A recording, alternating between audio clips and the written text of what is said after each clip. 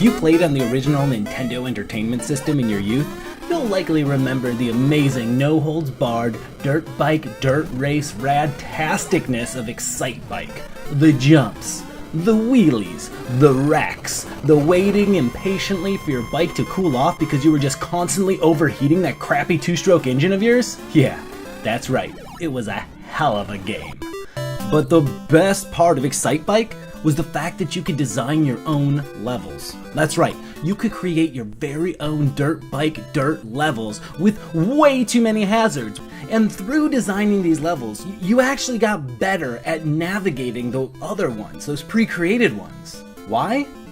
I think when you start designing levels yourself, you pull back the curtain a little bit, and you get a feeling for the rationale behind the design choices those who created the game used to create their levels.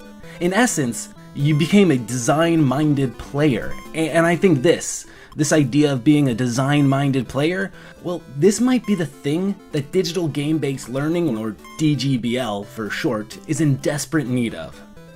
It's not that DGBL is ineffective, because well-made learning games are actually super effective at teaching a variety of topics. And it's not that the kiddos don't want to play learning games, because when they're shoved in front of a well-made learning game, oh, those kiddos are all about it.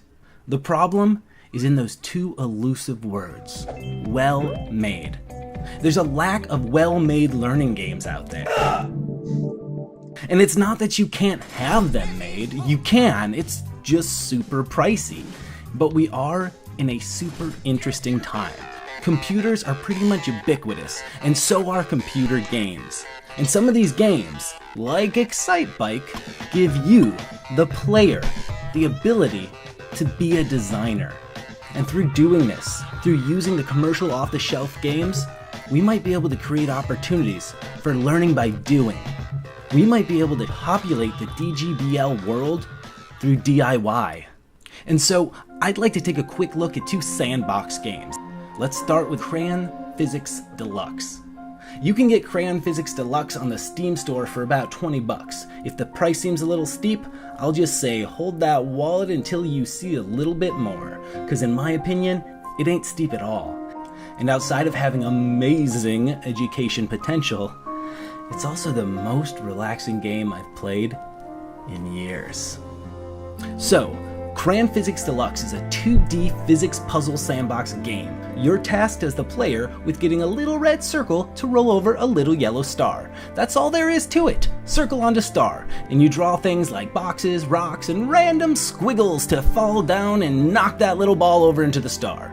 It begins to get complex when it gets complex.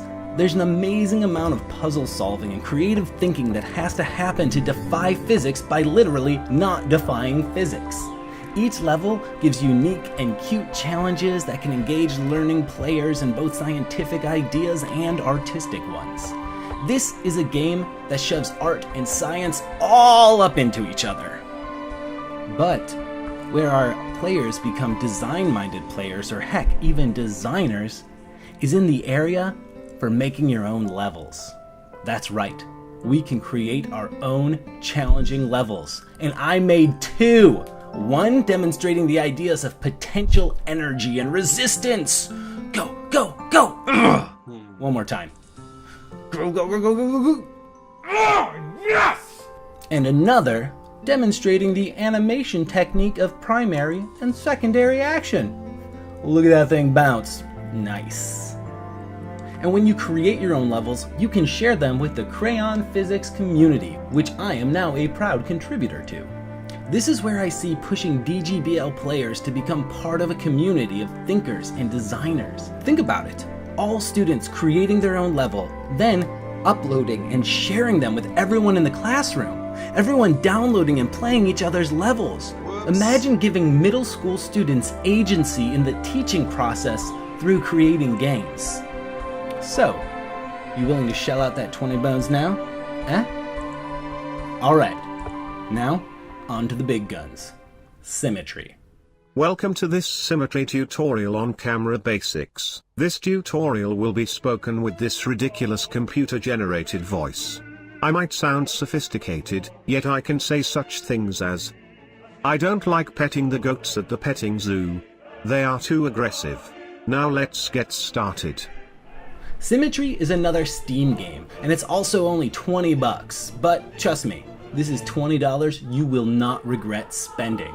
Compared to other professional software out there, holy guacamole, it is worth it. Symmetry is described as a creative toolbench and sandbox for building interactive 3D experiences for VR and screens. It's basically a light, user-friendly version of popular game engines like Unity or Unreal. I say user-friendly because it actually makes creating games and experiences fun and simple. You can even download free 3D objects and content directly from Google Poly, a Google site where people upload and share 3D models they make themselves, free of charge. Mostly cute, mostly low poly models, like this super sick low poly punk duck. Yeah, I'll just save this one for later on. So basically, you don't have to spend years learning 3D software and how to use code to develop digital game-based learning for yourself if you're using Symmetry. It might take time to create an entire game, but a single level? Hell, that's at your fingertips. Trust me, I built my first VR experience in 2 days using Symmetry. Now, I might be a little more experienced with this kind of thing, but holy smokes, 2 days! And learning how to use it? Well, I think we should take a moment to watch a little of the in-game tutorials so you can see for yourself. Looks like a giant balloon has invaded our space. It must be stopped. The box you created will make an excellent fulcrum for our launcher. Let's go back into box drawing mode to draw a box to launch. From the toolbox panel, select entities from the upper list. Let's see if we can make quick work of the balloon by popping it with a box. Draw a box onto the ramp.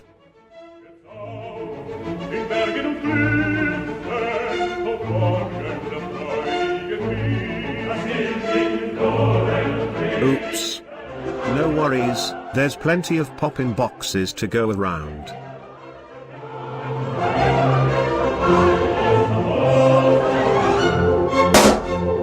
That's teaching the balloon who's boss, which in this case is you. Yeah, that's right, it is cute as hell, and that AI robot voice is charming, and it actually gamifies the tutorial process with its destroy all balloons mentality. I knew this was going to happen. Some balloons are attacking you. Find a way to get away from the balloons. You're basically learning to use Symmetry to create DGBL via DGBL. That's right, they're DGBLing the hell out of us. And they're doing it fan-freaking-tastically, I must say. Using Symmetry itself as game-based learning to help students create their own 3D experiences, and in some cases their own VR experience, well, that's the next logical step from something like Crayon Physics Deluxe.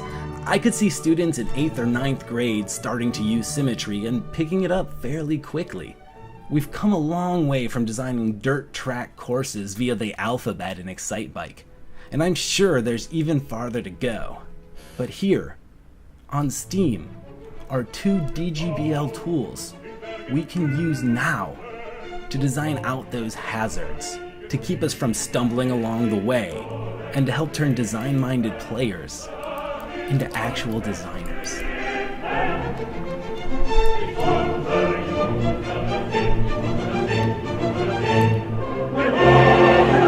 Well done. You're a mean, lean balloon popping machine.